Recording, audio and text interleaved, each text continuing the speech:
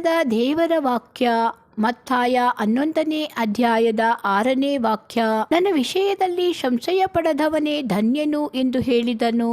ದೇವರ ಚಿತ್ತಕ್ಕೆ ವಿರೋಧಿಯಾಗಿರುವ ಸೈತಾನನು ನಮ್ಮ ಕ್ರಿಸ್ತನಂಬಿಕೆಗಳಿಗೆ ವಿರೋಧವಾಗಿ ಕ್ರಿಯೆ ಮಾಡುತ್ತಲೇ ಇರುತ್ತಾನೆ. ನಮ್ಮ ಕ್ರಿಸ್ತನಂಬಿಕೆಯನ್ನು ಅಲುಗಾಡಿಸುವುದಕ್ಕೆ ಸೈತಾನನು ಯಾವಾಗಲೂ ಪ್ರಯತ್ನಿಸುತ್ತಿರುತ್ತಾನೆ. ಆದರೆ ನಮ್ಮ ಕರ್ತನು, ನಮ್ಮ ರಕ್ಷಕನು, ನಮ್ಮ ದೇವರು ಆದ ಯೇಸು ಕ್ರಿಸ್ತನು ಕಲ್ವಾರಿಯ ಶಿಲುಬೆ ಮೇಲೆ ನಮಗಾಗಿ ಮಾಡಿದ ತ್ಯಾಗವನ್ನು ನೆನಪು ಮಾಡುತ್ತಾ, ನನ್ನ ಕರ್ತನಾದ ಯೇಸು ಕ್ರಿಸ್ತನ ವಿಷಯದಲ್ಲಿ ನಾವು ಸಂಶಯ ಪಡದಂತೆ ಇದ್ದರೆ ನಾವೇ ಧನ್ಯರು ಎಂಬುದಾಗಿ ಮತ್ತಾಯನು ಬರೆದ ಸುವಾರ್ತೆಯ ಪುಸ್ತಕದ 11ನೇ ಅಧ್ಯಾಯದ 6ನೇ ವಚನದಲ್ಲಿ ದೇವರಾದ ಯೇಸು ಕ್ರಿಸ್ತನು ಈ ರೀತಿಯಾಗಿ ಹೇಳಿದ್ದಾರೆ, ನನ್ನ ವಿಷಯದಲ್ಲಿ ಸಂಶಯ ಪಡದವನೇ ಧನ್ಯನು ಎಂಬುದಾಗಿ. ನಾವು ಕೂಡ ಕರ್ತನಾದ ಯೇಸು ಕ್ರಿಸ್ತನ ವಿಷಯದಲ್ಲಿ ಸಂಶಯ ಪಡದವರಾಗಿ ಧನ್ಯರೆನಿಸಿಕೊಂಡು ಪರಲೋಕ ರಾಜ್ಯದಲ್ಲಿ ಪ್ರವೇಶಿಸೋಣ.